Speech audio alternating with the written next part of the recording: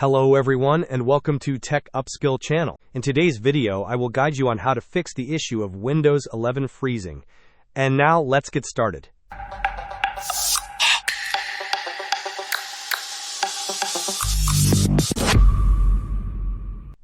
First, let's address high system resource usage that might be causing your Windows 11 to freeze.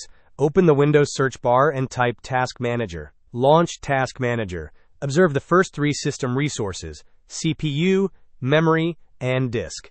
If any of these are consistently reaching 100%, we need to investigate further. If your disk usage is at 100%, it often indicates that your disk is full.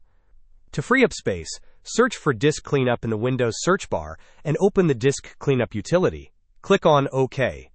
In the Disk Cleanup window, select all the checkboxes available. Click OK, and then choose to delete the files. This action will help reduce disk usage. Next, let's consider memory or RAM. Search for the Windows Memory Diagnostic tool and open it. Select Restart Now and check for problems.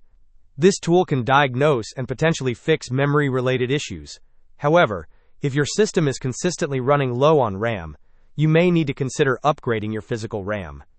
Finally, let's look at CPU usage. For this, we will use System Configuration. Search for System Configuration in the Windows search bar and open it.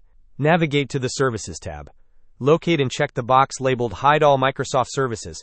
If any other services are currently checked, click on Disable All.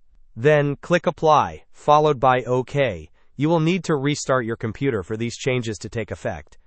Hope this was helpful. Don't forget to like and subscribe if you enjoyed.